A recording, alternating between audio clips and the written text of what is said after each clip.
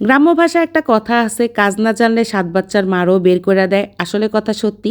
কাজ জানি বলেই হয়তো সংসারে টিকে আছি, কাজ না জানলে কবেই হয়তো বের করে দিত। এইরকম সংসার করাটা অনেক বেশি কষ্টকর। সারাটা দিন কাজ করতে করতে একটা সময় মনে হয় বালিশের মধ্যে যদি ১০টা মিনিট একটু মাথা রেখে আরাম করে শুয়ে থাকতে পারতাম, না জানি কত শান্তি লাগতো। কিন্তু সেই সৌভাগ্য আমার নাই। আমার সারাটা দিন সকাল থেকে রাত এবং রাতের ৩টা বাজেও কাজই করতে হয়। সকালবেলা ছেলে হঠাৎ করে ডাকতেছে, মা দেখো দেখো কোথায় যেন আগুন লাগছে, অনেক বেশি ধোঁয়া। ছেলেটা ভয় পেয়ে গেছে, সাথে সাথে আমিও বারান্দায় দৌড় দিছি। কিন্তু এই পাশটা জঙ্গল হওয়াতে কোনোভাবেই বুঝতে পারতেছিলাম না এক্স্যাক্টলি কোথায় আগুনটা লাগছে। তো যাই হোক, কিছুক্ষণ পরে আমি বের হয়ে গেছি আম্মার বাসার উদ্দেশ্যে। কারণ হচ্ছে আমার অফিস হচ্ছে ওইখানে। আর আমি যেহেতু একজন থেরাপিস্ট, আমার পেশেন্ট আসবে, তাই আমি চলে গিয়েছি। রোজা রেখে ওই রৌদ্রের মধ্যে যেতে তো হবেই। কারণ হচ্ছে ওই যে বললাম, কাজ করে খেতে হবে। কাজ ছাড়া তো কোনো রকম মানে কোনো জায়গায় কোনো ভাত নাই।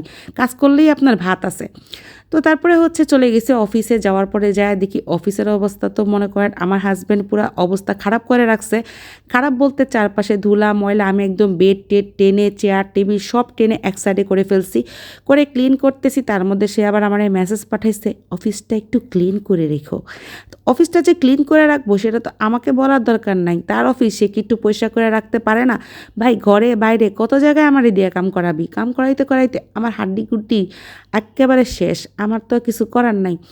তো যাই হোক, আমি একটা একটা করে পরিষ্কার করতেছি। একদম ওয়াল থেকে নিয়ে শুরু করে কার্পেটের নিচে, টেবিল, সোফা, চেয়ার সব কিছুতে ধুলাবালি ফালায় ১২টা বাজায় ফেলছে। মানুষ যে এত পরিষ্কার কীভাবে হয় আল্লাহই ভালো জানে।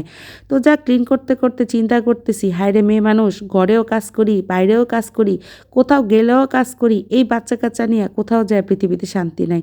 কেউ ২ বেলা একটু আরাম করে ভাত খাওয়ায় না, বলে তুই একটু বইসা থাক, আরাম করে একটু ঘুমা, তোর বাচ্চা কাচ্চার খেয়াল আমি রাখতেছি, ১০টা মিনিটের ঘুম তুই আরাম করে ঘুমায় নে। এই দুনিয়াতে এই সিস্টেমটাই নেই। ছোট বাচ্চা মাদের এ অবস্থাই হয়। তো যা হোক, ফ্লোর টোর একদম সুন্দর করে পানি টানি দিয়ে, তারপরে ডেটল দিয়ে স্প্রে করে, হুইল পাউডার দিয়ে একটু একটু করে পরিষ্কার করতেছিলাম স্বামীর সাম্রাজ্যকে। তো পরিষ্কার টরিষ্কার করতেছি আর চিন্তা করতেছি এই ২ দিন পরে আবার ময়লা করে ফেলবে। তো এর মধ্যে একটু জিরাইতেছিলাম, তার মধ্যে আমার ভাইয়ের বাচ্চা কাচ্চা আর আমার বাচ্চা কাচ্চা মিল্লা তুমুল রকমের দুষ্টামি করতেছিল। আমার কাছে তো দেখতে ভালোই লাগতেছিল। আর রোজা রমজানের দিন আমার দেখায় দেখা তরমুজ খাইতেছিল।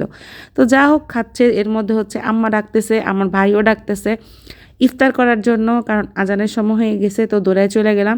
যাই দেখতেছি যে একদম শরবত, তারপর হচ্ছে তরমুজ, জিলাপি, খেজুর সব কিছু রেডি। আর হচ্ছে রান্না করা হয়েছে পোলাও, আর হচ্ছে রোস্টের মতো করে, কোরমার মতো করে একটা আইটেম চিকেন দিয়ে। তো বেশ ভালো স্মেল আসতেছিল। কিন্তু রোজা ভেঙে না আমি এই টাইপসের খাবারগুলো খেতে পারি না। আর খাওয়ার পরে দেখা যায় অনেক বেশি খারাপ লাগে। তো যতটুকু সম্ভব ছিল মোটামুটি খেয়ে নিছি। আলহামদুলিল্লাহ, খাবারটা অনেক মজা ছিল। আসলে না, দুনিয়াতে শেষ মুহূর্তে একটা কথাই বলবো, যে মেয়ে মানুষের না কোথাও কোনো সার্টিফিকেট নাই, কোথাও কোনো মূল্য নাই, কোথাও কোনো গুরুত্ব নাই। এই এত কাজের পরেও একটা কথাই শুনতে হয়, সেটা হলো কি আর করো সারাদিন। অথচ এই সংসারটার জন্য সব কিছু করতে করতে করতে করতে সব কিছুই শেষ হয়ে গেছে।